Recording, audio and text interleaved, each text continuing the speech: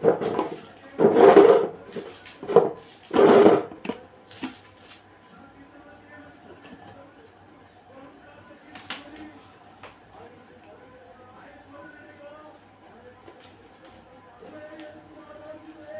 చేసుకుందాం. పరిశుద్ధుడా, విమోచకుడా, నీ పరిశుద్ధమైన నామాన్ని బట్టి వందనాలు చెల్లించుకుంటున్నాను తండ్రి. అయా ఆరాధనంటే మాకు సుఖమైన నిద్ర ఇచ్చావు. ఉదయకాలంలో ప్రభా నీ పాద సన్నిధికి వచ్చటకు ముందు బరిపరుస్తున్నందుకు వందనాలు. నీ వాక్యం చదువుతుండగా ప్రభా మాతో మాట్లాడండి, నీ స్వరం వినిపించండి, సన్నిధి ఉంచమని యేసు నామములో స్తుతించి ప్రార్థించి వేడుకుంటున్నాను తండ్రి. కీర్తనలు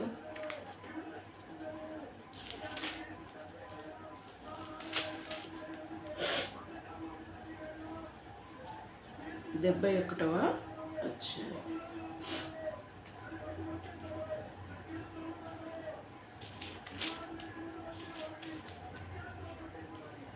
ఒకటి కాదు, 21 చదివినాం కదా సమ్రాట్, గుర్తుకుందా నీకు? 62 అనుకుంటా ఈరోజు చదువుకున్నాను. 62 సారీ, కీర్తనలో 62. నా ప్రాణము దేవుని నమ్ముకొని మౌనంగా ఉన్నది, ఆయన వలన నాకు రక్షణ కలుగును. ఎత్తైన నా కోట ఆయనే, నేను అంతగా కదిలింపబడును. ఎన్నాళ్ళు మీరు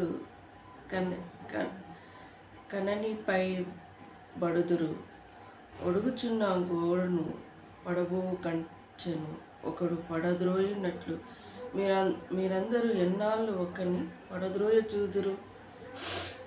అతని ఔన్నత్యం నుండి అతన్ని పడద్రోయుటకే వారు ఆలోచించెదరు. అబద్ధములాడుట వారికి సంతోషము, వారు తమ నోటి శుభవచనములు కలుపుచు అంతరంగంలో దూయించుదురు. నా ప్రాణమా దేవుని నమ్ముకొని వారుగా ఉంటుము, ఆయన వల్లనే నాకు నిరీక్షణ కలుగుచున్నది. ఆయనే నా ఆశ్రయదుర్గము, నా ఆధారము, నా ఎత్తైన కోట, ఆయనే, నేను కదిలింపబడను. నా రక్షణకు నా మహిమకు దేవుడే ఆధారము, నా బలమైన ఆశ్రయదుర్గము, నా ఆశ్రయము దేవుని యందే ఉన్నది. జనులారానే ఎల్లప్పుడూ ఆయన యందు నమ్మకించుడి, ఆయన సన్నిధిని మీ హృదయంలో కుమరించుడి. దేవుడు ఆయనకు ఆశ్రయం. అల్పైన వారు ఒట్టి ఊపిరై ఉన్నారు, గడులైన వారు మాయ స్వరూపులు. త్రాసులో వారందరూ తేలిపోదురు, ఒట్టి ఊపిరి కన్నా అలకగా ఉన్నారు. బలాత్కారములో నమ్మకించకుడి, దోచుకొనుట చేత గర్వపడకుడి. ధనము హెచ్చినను దాన్ని లక్ష్య పెట్టకుడి. బలము తనదని ఒక మారు దేవుని సెలవిచ్చెను, 2 మారులు ఆ మాట నాకు వినబడెను. 12. ప్రభు మనుషులందరికీ వారి వారి క్రియల చొప్పున నువ్వే ప్రతిఫలం ఇచ్చుచున్నావు గాక. కృప చూపుటకు నీది. దేవుడు మరి ప్రతిఫలము లాస్ట్ వచనంలో ఒక్క వచనంతోనే దీని అర్థం మొత్తం చెప్పేశారు. ప్రభువా, మనుషులందరికీ వారు వారి క్రియలు చొప్పున నీవే ప్రతిఫలం ఇచ్చుచున్నావు కాగవా. కృప చూపుటయు నీది. ఈ లోకంలో మనం చేసే క్రియలకి ప్రతిఫలం చూపిస్తానని చక్కగా బైబిల్లో లెక్కించబడి ఉంటారు. మన క్రియలే మనకు ప్రతిఫలిస్తాయి. భూమి మీద బ్రతికినన్ని రోజులు మనం మంచిగా బ్రతికితే చచ్చిపోయినాక మనుషులు అంటూ ఉంటారు, మంచిగా మంచిగా ఉండరా అని అని అంటూ ఉంటారు. ఒకనే అంటారా మనుషులు? మనలో మంచితనం చూసినప్పుడే అంటూ ఉంటారు. మరి మనం చేసే మన క్రియలే మనం వెంట వస్తూ ఉంటారు. కొందరు మరి ఇలాంటిగా మరి జీవిస్తూ ఉంటారు. మరి దేవుడు మరి ఏ మంచితనం లేని వారిని ప్రేమించి ఆయన ఇచ్చే మంచితనము మనకు ధరింపచేయడానికి సిద్ధంగా ఉన్నాడు. ఈ లోకంలో గత దినాలు మనం ఎన్ని పాపరోత బతుకులో బ్రతికినను, అయ్యా నా జీవితంలో నేను ఎన్నో పాప జీవితాలతో బ్రతికాను, ఇక నుండి నేను బ్రతకను, నీ నీ నీ స్వరూపంలాగా నేను బ్రతుకుతాను అని మరి అంగీకరించి దేవుణ్ణి ఇక్కడ విజ్ఞాపన చేస్తే దేవుడు మంచి స్వరూపము ధరింపచేస్తాడు. ఆయనకున్న గుణలక్షణాలు మనకి ధరింపచేస్తాడు. అది దేవుని గొప్పదనం. మరి ప్రభు ఆ మనుషులందరికీ వారి వారి క్రియలు చొప్పున నీవే ప్రతిఫలం ఇస్తున్నావు కాగా కృప చూపుటయో నీదే. అవును, ఎస్, ఈ లోకంలో మనం బ్రతుకుట కృప వల్లనే బ్రతుకుతూ ఉంటాం. కృప చూపుట అది నీ వల్లనే జరుగుతుంది అని దేవుడు చెప్తున్నారు. కృప లేకుండా ఈ లోకంలో మనం బ్రతకలే. బయటికి వెళ్తూ ఉంటాం, మళ్ళీ ఇంటికి వచ్చేంత వరకు అమ్మో ఏమవుతుందో అనే అవిశ్వాసంలో బ్రతుకుతూ ఉన్నా కాదు. ప్రార్థన అనే ఆయుధంతో మనం బయటికి వెళ్తూ ఉంటాం. ఆయన కాపుదల భద్రత మనకు ఉంటుంది. దూతల కాపుదలు మనల్ని కాపాడుతూ ఉంటారు. మన పాప స్థితులు, మన స్థితిలు, మనం చనిపోయిన స్థితిలో ఉన్నప్పటికీ ఆయన కాపుదల భద్రత మనకు ఉంటూ ఉంటాయి. లోకంలో మరి ఎన్నో ఆపదలు జరుగుతూ ఉంటాయి. ప్రతి ఆపద నుండి మనల్ని తప్పిస్తూ వస్తూ మన ప్రాణాన్ని కాపాడుతూ వస్తుంటారు. ఈ దినము చూడని వారు ఈ లోకంలో ఎంతోమంది ఉన్నారు. కేవలం ఆయన ఉచితమైన కృప చేత మనం సజీవ లెక్కలో ఉన్నాం. సజీవులే కదా ఈ దినం నిన్ను స్థుతిస్తారని దేవుని వాక్యంలో సెలవిస్తుంది. అవును, మన ఈరోజు నైట్ పడుకొని కూడా చనిపోయిన వారు కూడా ఉన్నారు. పడుకొని మేలుకొని లేచి మరి మరలా ఆయన పాద సన్నిధికి వచ్చినామంటే అది ఆయన ఉచితమైన కృప. మరి బ్రతుకుట క్రీస్తే చావైతే మరి లాభం అని అపోస్తులైన పౌలు అంటూ ఉంటాడు దేవుని గ్రంథంలో లెక్కించబడిన రీతిగా. మన బ్రతికినా దేవుని కోసం బ్రతకాలి, చచ్చిన దేవుని కోసం చావాలంటే కొన్ని సందర్భాల్లో చీకటి సంబంధులు, అంధకారంలో ప్రజలు దేవుని బిడ్డలు ఎరగని వారిని చంపేయడానికైనా సిద్ధంగా ఉంటున్నారు, చంపుతున్నారు కూడా. ఎన్నో చూస్తూ ఉన్న క్రైస్తవులపై దాడులు, హింసలు, శోధనలు, రోదనలు ఎన్నో జరుగుతూ ఉన్నాయి. అయినను చనిపోయిన దేవుని కోసం మనం చేస్తూ ఉంటాం. ఎందుకు చేస్తుంటాం అంటే ఈ లోకంలో ఎప్పుడైనా మనకు చావన్నది తప్పదు. ప్రతి మనిషికి దైవజనుడు ఆయన అన్నాడు, ఎంత సంపాదించినా ఏది చేసినా మనము చనిపోవాల్సిందే. నిజమే, చనిపోవటానికి మనం సిద్ధపడాల్సిందే. ఆయన మన తన అనుకున్నాడా ఇప్పుడే చేస్తాడని కాదు, కానీ తన జీవితంలో ఎన్నో మెసేజ్లు ఇచ్చుకుంటూ వచ్చాడు. మరి ఆయన 3 గ్రంథాలు చదివాడు, మనం ఒకటే గ్రంథం చదువుతాం. ఇది చదవడానికైనా మరి సమయం కేటాయించి దానికంటూ ఒకటి మన పుస్తకం చదవడానికి ఎంత బద్ధకమై ఉంటాం. మరి దేవుడి కృప అది ఉంటేనే చదవగలుగుతాం. మరి ఆయన దేవుడు చక్కటి జ్ఞానం ఇచ్చాడు, ఏ గ్రంథంలో ఏముంది అని. మరి ఖురాను, మరి ఇంకా భగవద్గీత అన్నీ చదివాను. మరి భగవద్గీత సంస్కృతంలో ఉంటుంది. మనకు సంస్కృతం తెలియదు. ఇప్పుడు నాకు ఇంటర్ బేసిక్లో సెకండ్ లాంగ్వేజ్ అనేది ఉండేది సంస్కృతం. అంటే హిందీ అండ్ అది కలిసి ఉంటుంది. అది శ్లోకాలు మనకు పలకనికనే రాదు అసలు, కానీ మార్క్స్ ఎక్కువ స్కోర్ చేసుకోవచ్చు ఆ సబ్జెక్ట్ తీసుకుంటే. ఇప్పుడు ఇంటర్లో ఏదో ఉంది సంథింగ్, ఐ థింక్ ఉన్నది ఇంటర్లో. అయితే ఒక శ్లోకం ఉంటుంది, దాని కింద అర్థం అనేది ఉంటుంది. తెలుగు మాకు సార్లు ఏం చెప్పేదంటే హిందీలో అది ట్రాన్స్లేషన్ చెప్పేది, తెలుగులో కూడా రాసుకోవచ్చు అని చెప్పేది. సో మేము అట్లా ఆ క్వశ్చన్ అట్లా వచ్చినప్పుడు అది దాని అర్థం మొత్తం తెలుసుకొని తెలుగులో రాసేది. అట్లా దానికి మార్క్స్ ఎక్కువ స్కోర్ చేసుకున్నాను. సో మళ్ళీ కౌంట్లకు వచ్చినప్పుడు అది లెక్కలోనికి రాకపోయేది. అది ఏమంటారు, ఆప్షన్ ఇంటర్నల్ మార్క్స్ తీసేసేది. అది లాంగ్వేజ్ మార్క్స్ తీసేసి వేరే మార్క్స్ కౌంట్లోనికి తీసుకొని వచ్చేది. అట్లా మేము సాంస్క్రిట్ చదువుకున్నాం, కొంచెం టచ్ ఉంది.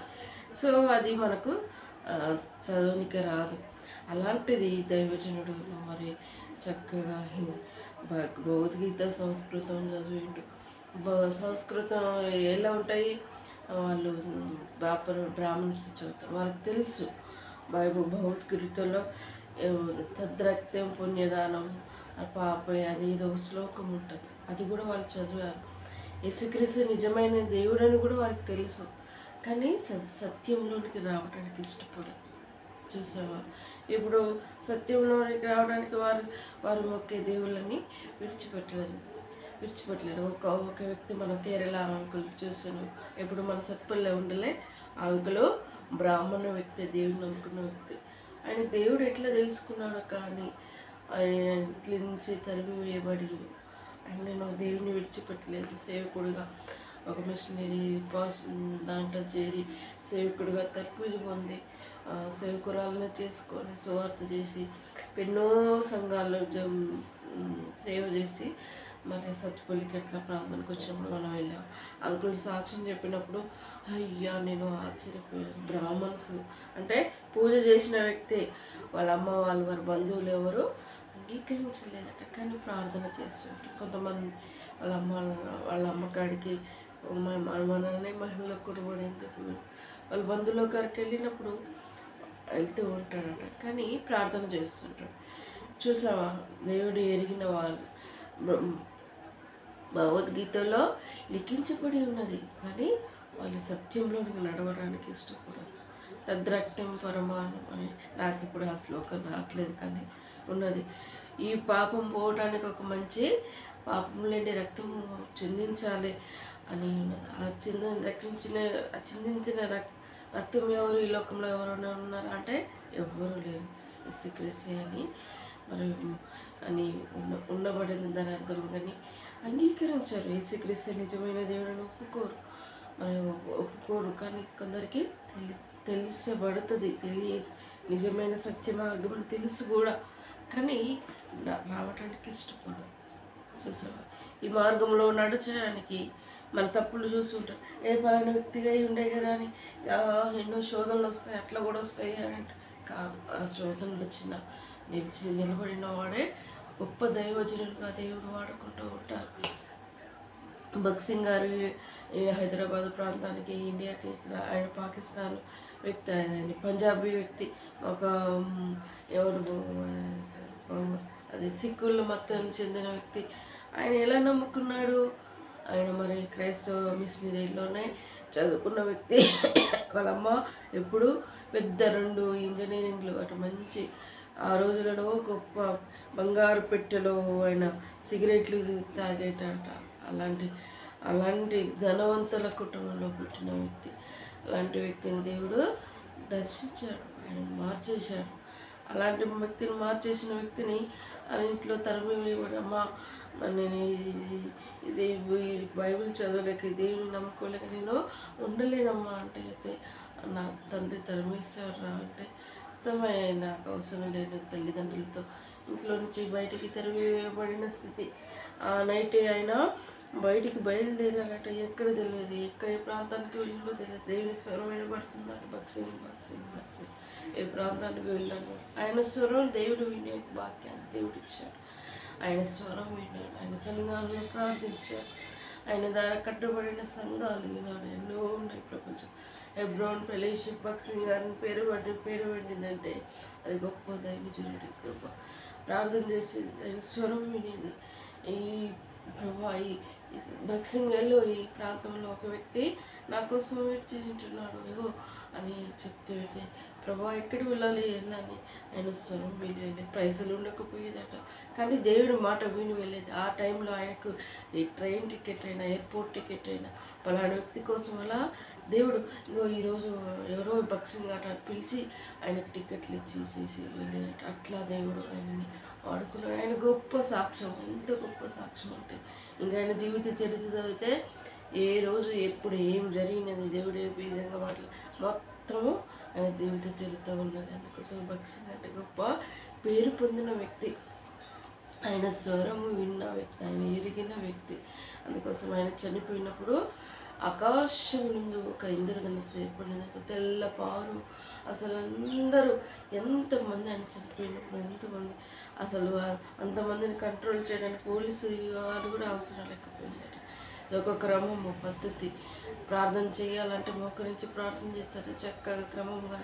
అలా వెళ్ళి ఆయనని బరెల్లి గ్రౌండ్కి చేశారు సమాధి. ఎంత గొప్ప, ఎంత పవరం పైనుంచి ఆయనకి సమాధి తోటల దాకా వెళ్ళేదానికి పవనం చక్కగా నడుపుకొని ఇంద్రధనుస్సు ఏర్పడిందంటే ఎంత గొప్ప భాగ్యం ఆయనకి ఇచ్చారంటే అది గొప్ప సూచన.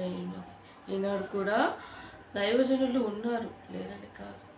మరి దేవుని నడిచిన వ్యక్తుల్ని ఎన్నో విధాల బాధపెడుతూ వస్తూ ఉన్నారు. చూసావా, చంపిన ప్రవీణ్ ప్రగాఢ్ దైవజనుడు కూడా ఆయన మంచి వ్యక్తి ఉన్నాడు.